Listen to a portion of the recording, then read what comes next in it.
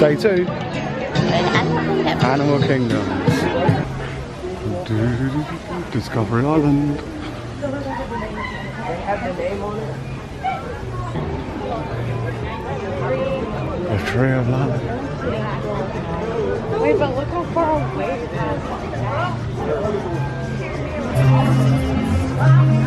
Right. Picture outside there. We will, yeah, later. Let's go a bit. So our first stop.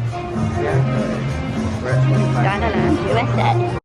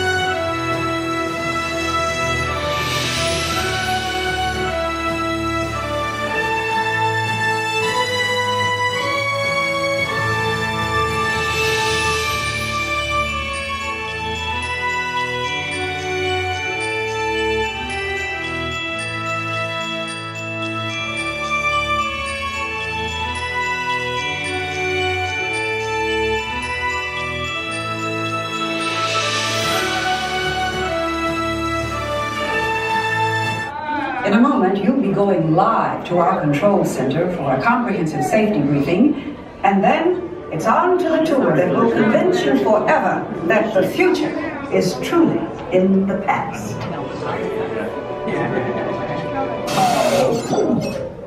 Hello there. Welcome to our little trans-dimensional joyride, folks. I'm Dr. Seeker, your friendly controller and a heck of a paleontologist, if I do say so myself. But let's not talk about me, let's talk about you, and how you can help me make history today with the Time Rover. It's like this. If I can bring you back from the Cretaceous period, it stands to reason that I can bring back a live dinosaur with you, and not just any dinosaur. Take a look at this guy. He's an iguanodon, and I'm certain that he is the key to understanding these magnificent creatures. I tagged him with a locator during an unauthorized field trip. Otherwise, I'd be traveling with you. Right now, our dino should be about here, at the very end of the Cretaceous period. That's where you're going today. I've arrived, it seems, just in time to correct a little misstatement. Dr. Marsh. That is impossibly close to the giant asteroid impact that destroyed most life forms on Earth. Our tools are designed to take you to the early Cretaceous period, and I can assure you that all time rovers have been securely locked on those coordinates. That's right. See? Securely locked. Access denied. Continue. Of course. We were just talking about seatbelts. Plug them in. Use them. It can get kind of choppy out there, so keep your hands and arms inside the vehicle at all times. Flash photography? I wouldn't. It alters the homing signal, and that's not good. Oh, and one more thing. Those locked coordinates? We're in it. Now, here's the drill. You follow the homing signal to the iguanodon, then I'll enlarge the transport field, and boom, you're back with one additional passenger extra large. And don't worry about that asteroid. You'll be in and out of there before it even breaks the atmosphere. Trust me, what could go wrong?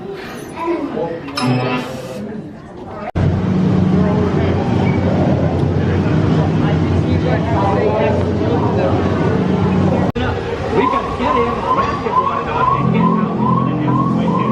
Let's roll.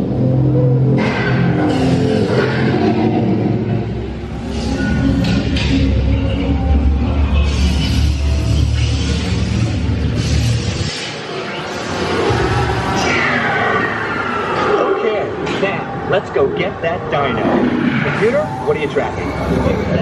Styracosaurus. Not our dino. Warning, meteor shower in range. Just little one.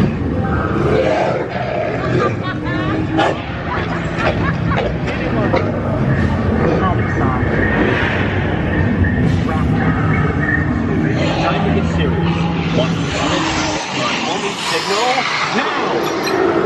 Hang on. Warning, meteor strike.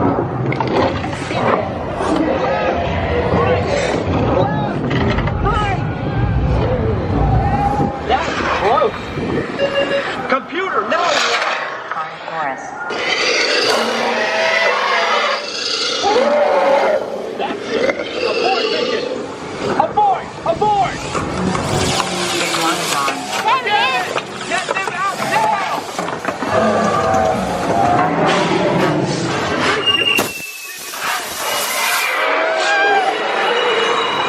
They're not gonna make it! They're not gonna make it!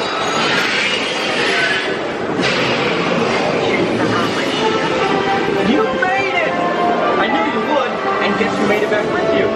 I better find him before security does. Thanks for everything. Negative.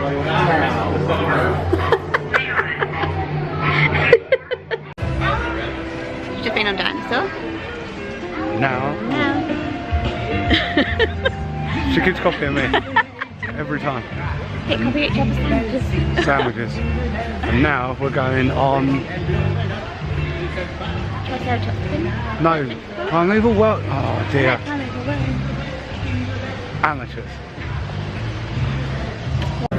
He's a Santa Saurus. Ho, ho, ho. Oh, he's so cool. I just thought I'd share that before we go on Primeval World. Cool dino.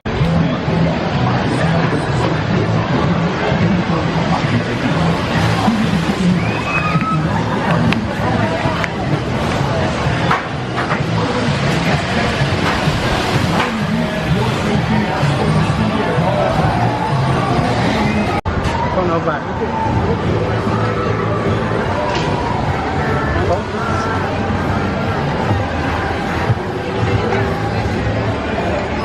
Su seguridad, permanezca sentado con el cinturón de seguridad ajustado y mantenga las manos, brazos, pies y piernas dentro del dinosaurio. Cuide a los pequeñitos. Gracias.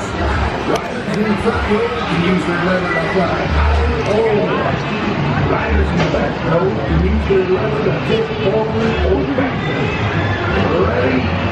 Ready? Let's go for a spin.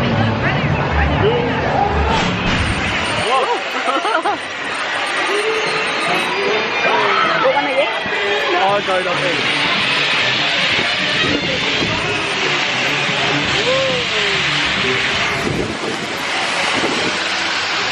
Yes, up high.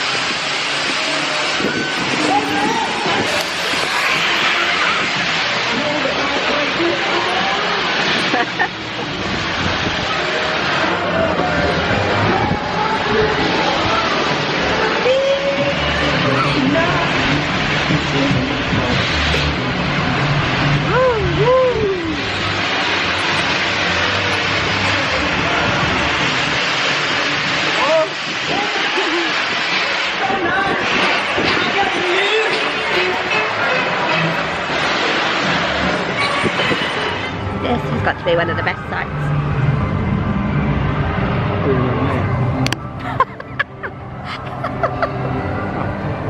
Rather disappointing. Mount Everest. We have a fast pass for that in about an hour. Yeah, between 10 and 11.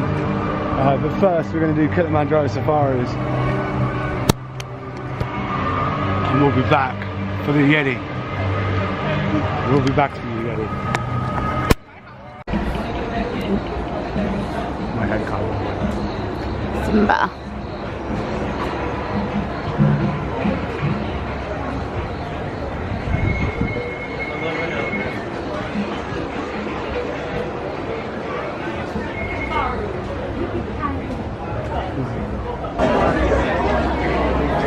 Okay, really, everyone? That does mean welcome, so welcome aboard. Go across those rows for us, please. I'll make sure there's plenty of room for everybody.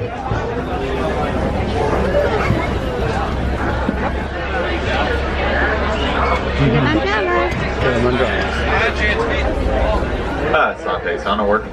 Alrighty, guys, here in Harambe, we like to say Twende. which means let's go. Now, Jumbo, everybody, my name is Nick, and I'm going to be your safari guide for today's safari through the Harambe Wildlife Reserve. We're now entering the Little Ituri Forest, which is a very densely packed forest full of vegetation and wildlife. A lot of the animals in this forest like to use camouflage to their advantage to try to remain hidden, so keep your eyes out, guys. Might see an animal or two wandering around the trees.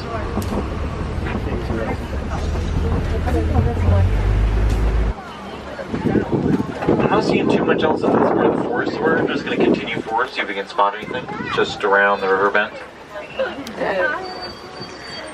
See what you did? Oh, very cool, guys. Difficult to see, but far up on the left-hand side, on the far left wall, you're going to see a black rhino. Now, black rhinos are very large, being around 3,500 pounds. They can actually get charging up to 35 miles per hour. They are critically endangered due to poaching for those horns they have on their head. There's only about 5,000 of them left in the world. Poachers believe that those horns have a scientific or medicinal value, which is actually false. They're made out of a material called keratin, which is the same material that our fingernails are made out of, so unless you're a rhino, you've got no use for a rhino horn. Up on the right-hand side, you're going to see some beautiful rust-colored animals called bongos. Now, bongos are commonly called the ghosts of the forest due to their reclusive nature.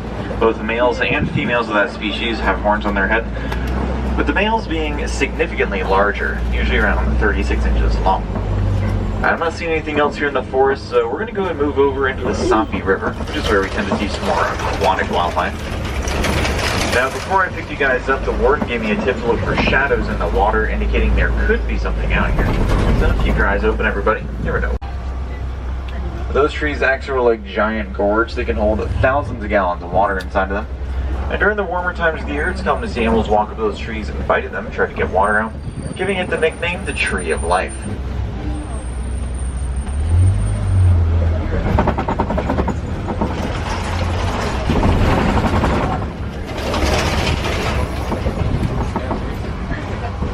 Now out here on the savannah is a very large, successful ecosystem. Because of this successful ecosystem, we tend to see a large variety of wildlife. Let's use the animal spotting guide to our advantage and see how many different types of animals we can spot today. We did that with the Now, zebra the first before. animals we're going to see are going to be coming up on the right-hand side. There's going to be some large bovine creatures called Ankole cattle. There's actually a giraffe standing over amongst the trees as well. Now, the giraffes that we see out here are called Maasai giraffe. Maasai referring to the very irregular patterning that they have on their coats. Similar to human fingerprints, no two coats are the same. They are all completely unique to every animal in the species. The Ankole cattle are commonly called Watusi cattle after the tribe that first domesticated them, the Watusi tribe. Those are the only domesticated animals we're going to see on the reserve today. They're known for the very large horns on top of their head, which are usually 3 to 5 feet in length, but can sometimes get up to 6 feet long. Both the males and females of that species have those horns on their head. Now, those horns are actually mostly hollow. They have a honeycomb pattern inside of them, allowing blood to flow freely through their horns, helping keep them cool during the warmer times of the year. They actually are like a radiator on a car. I actually see some African wild dogs. Now, commonly called painted dogs due to the very beautiful coats that they have on them. They are very successful pack hunters, being successful 4 out of the 5 times that they go hunting. They are not related to the canine species we keep as pets, having only 4 toes in each paw instead of the normal 5. They also have never been domesticated. Over on the left-hand side of the vehicle,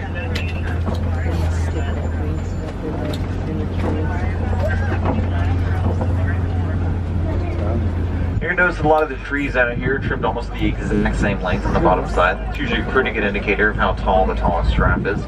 They use their great height as well as their long prehensile tongues to gather food from the bottom of the trees. Prehensile means they can actually use their tongues to pick up and gather food. Those tongues are about 18 inches long, which is long enough to wrap around your forearm about 3 times. If you're wondering, yes, I'm speaking from experience. And the giraffes are some of the tallest animals on the planet, being around 18 to 20 feet tall as adults. Babies usually born at about 6 feet tall, which is taller than your average human male.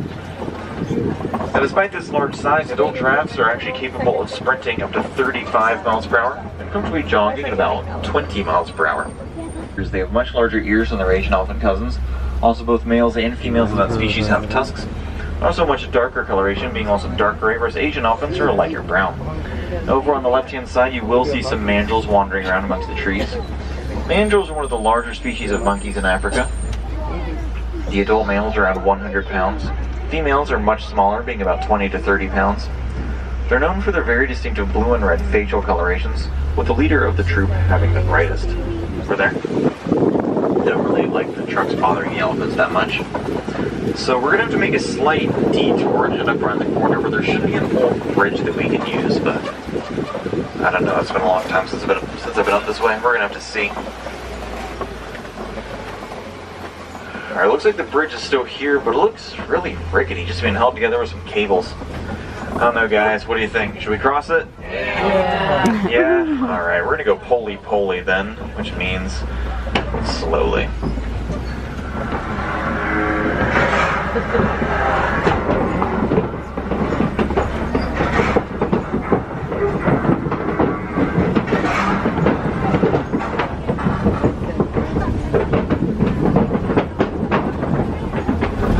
Looks like you just groaned a little bit, nothing too much to worry about, but let's get out of here.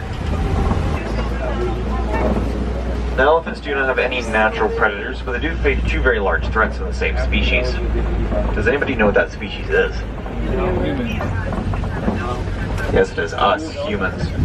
Between poaching for their ivory tusks, as well as severe habitat destruction from mining companies looking for coltan, they have officially been moved onto the endangered species list. Now, coltan that the mining companies are looking for is used in the production of electronic devices such as computers or cell phones that is actually recyclable.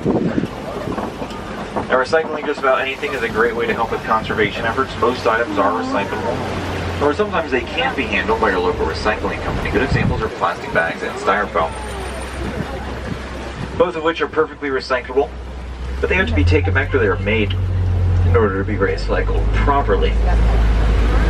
Luckily, most chain supermarkets have recycling areas in them, and it costs you nothing except your time to take those items up there and drop them off. So do your research in your local area, guys, see what kind of recycling options you have available to you in your local community. Here on the left-hand side, we're going to see some greater flamingos. Greater flamingos are very light shade of pink. They get that pink coloration from a brine strip that they eat, which has a mineral they call beta-carotene. Beta-carotene slowly seeps into their feathers, turning them pink. It takes about 2 years for that to happen, which is why some of the younger ones are very light shade of white or gray. Whenever you see large groups of flamingos like that together, they're called a flamboyance of flamingos. Very cool, guys. Looks like there is a couple of cheetahs coming up on the left-hand side amongst the trees. Cheetahs are some of the fastest animals on the planet. They can reach speeds around 50 to 60 miles per hour in short bursts. To help them achieve that great speed, they actually have non-retractable claws, allowing them to dig into the ground and help control themselves. They have sort of like cleats that athletes would use. They also have black tear marks coming down out of their eyes to help reduce the amount of glare that they experience from the very bright African sun. Rock refers to this rock formation as a hole. They are notorious for predators. As I say that, I can actually see a lion up on those rocks. Now, lions will typically remain mostly inactive for about 20 hours out of the day. They are much more active during the nighttime hours since they are nocturnal hunters. To help them with that nocturnal hunting, they actually have excellent night vision. It's about 6 times better than a human's vision is during the day. They also have very special pads on their paws, allowing them to move almost completely silently.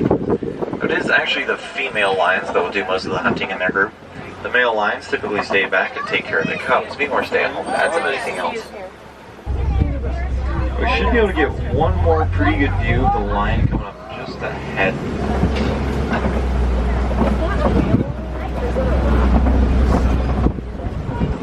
See, she's still lying up there on top. If you actually look closely, right there behind that tall grass, it was actually a male lion lying there.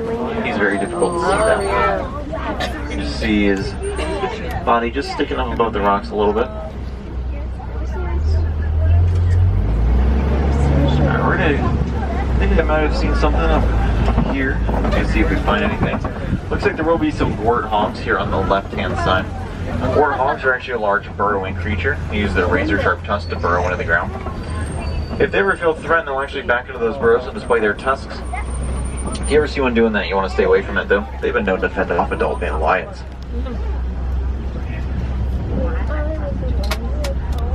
Coming up just ahead, we're going to see some white rhinos, as well as some beautiful brown creatures called bonteboks. Now, bontoboks were once hunted nearly to extinction for their beautiful brown coats. At one time, there's only 20 of them left on the entire planet. That's less than the amount of people we have on this truck right now. Luckily, groups of farmers in Africa took them onto their farms and started protecting them, allowing them to make a remarkable comeback. You will unfortunately only find bontobok on reserves such as this one nowadays. They are extinct in the wild.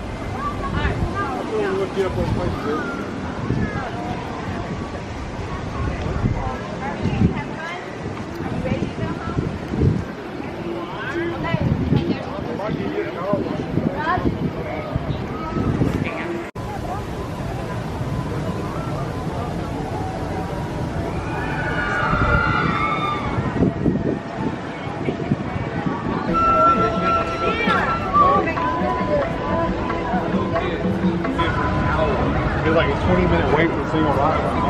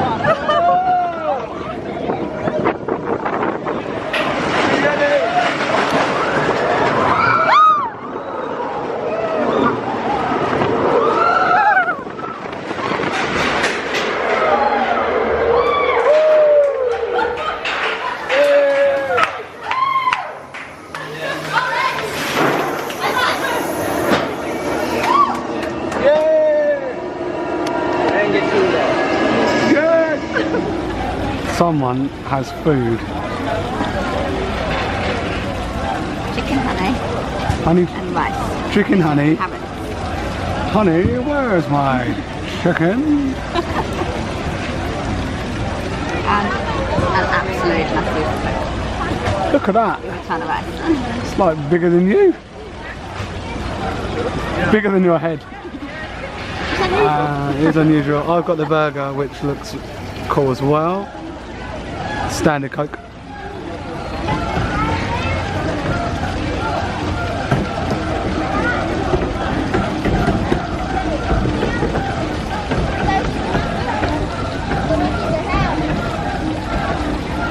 Good? Very good.